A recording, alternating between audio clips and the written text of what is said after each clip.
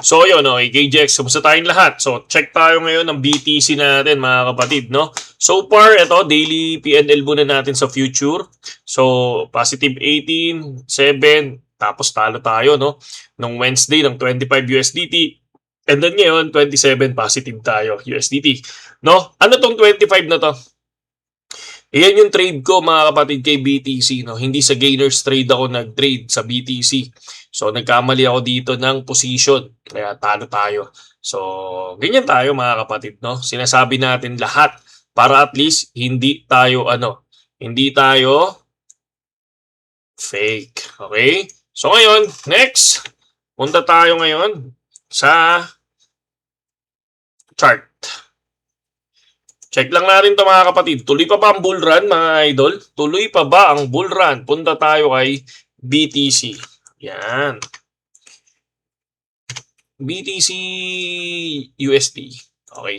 So ngayon, ang tinitingnan ko dito, tulad nga ng sinabi ko sa inyo, no?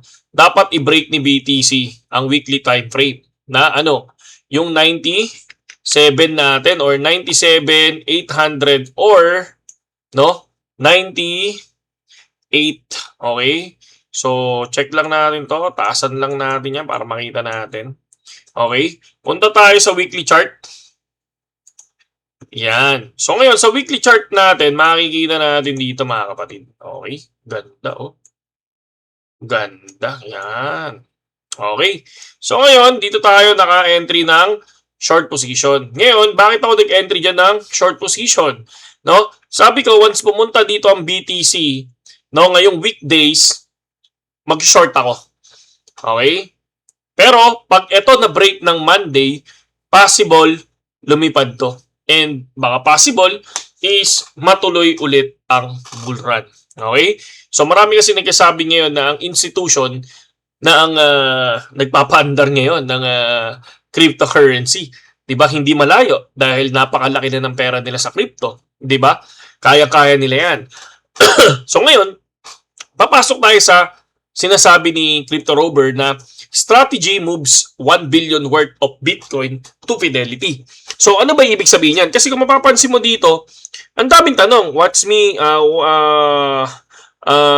Ano ibig sabihin yan? Oh. Tapos yung iba pa, Fidelity staking this heavy, parang nagtatanong sila, ano ba meron sa Fidelity? Ano ba yung pwedeng gawin niya sa Fidelity? Ayan. So, para sa akin naman kasi, nag-desisyon si Michael Saylor dito, mga kapatid, na for me, nagbigay siya kay ng 1 billion yan eh. Makikita mo, 1 billion worth of Bitcoin to Fidelity. So kung titingnan nyo, karaniwan transfer lang ito ng custody. Ibig sabihin, ililipat lang ang BTC sa institutional custody.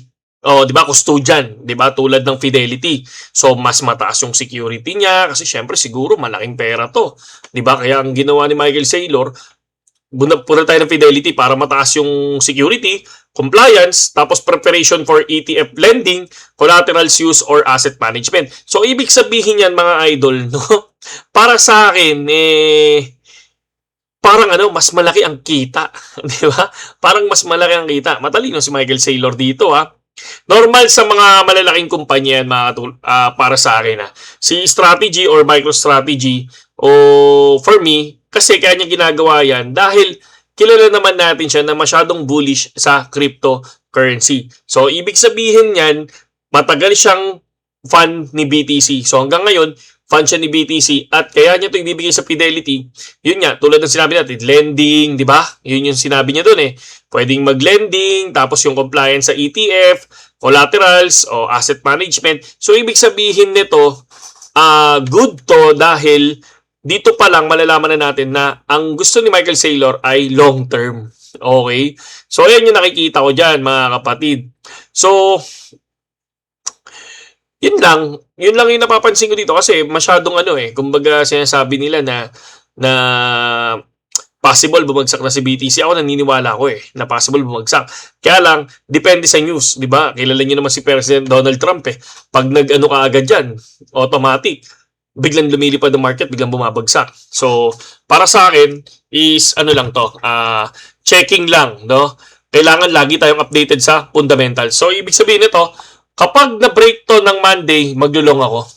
Pero pag ito hindi na-break ng Monday or ngayong weekdays, nag-bounce to or nag-reject to dito sa area na to ay 97,700 or 97 or 98,000, mag-short position ako mga kapatid.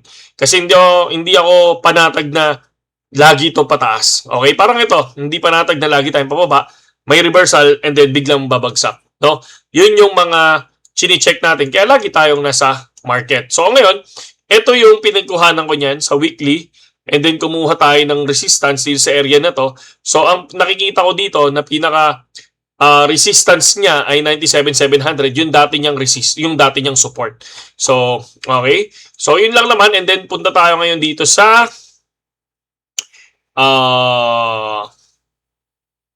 tawag dito future. Ano ba yung tinitrade ko ngayon? So, ang tinitrade ko ngayon sa gainers trade ako. So, negative ako ngayon, I think 100 or 200 na ba? So, hindi ko pa nakikita. So far, 10 pesos and eto 200 pesos kay Recall and kay Bard, no? So, ako kasi 20% cut loss na ako dyan. Kunyari, nag 20% to, negative 400 pesos ako.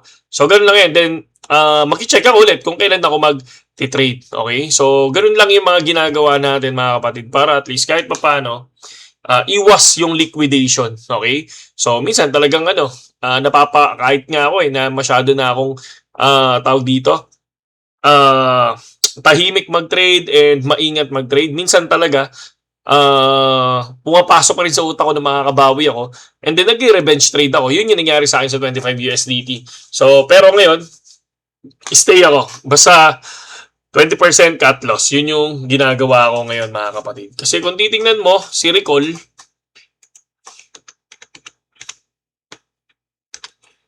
si Recall ngayon ay, saan na siya? Recall. Okay. Sa 1 week time frame, 1 hour natin tingnan. So far, sana itong 1 hour na to mag-bearish candle siya. So pag nagkaroon ng bearish candle dito, I think baka mag-profit ako.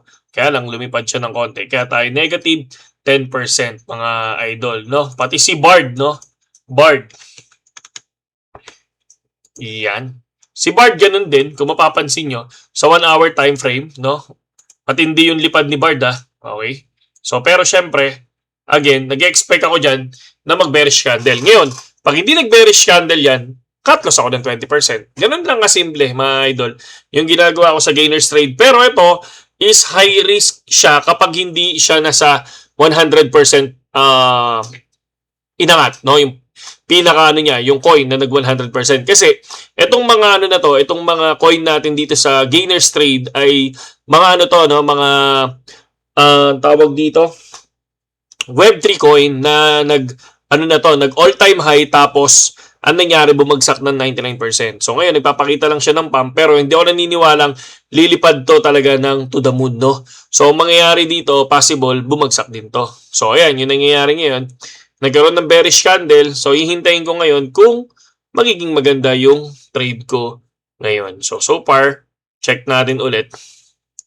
Mababa pa lang naman yan. So far, positive 1%, 13 pesos. And dito, negative 6, 127. So, and then meron pa pala ako, si River. Si River naman, mababa lang ang aking margin dito. $5 lang. So, 20% profit ako dyan. Ang gagawin ko. Dito, medyo mataas, $29. And then dito, $19. So titingnan lang natin kung anong mangyayari sa atin. So far, panalo naman tayo ng 27 USDT. So ang kaya ko na lang i-risk doon ay $7 to $10 para kinabukasan na ako mag-trade. Yun ang ginagawa ko. May target ako nang i-trade lang per day para hindi ganun kasakit. No? Actually, ang kaya kong loss every day is 2,000. Pero kahit paano naman, nananalo tayo. Okay? Yun lang, KGX at saludo sa inyo lahat.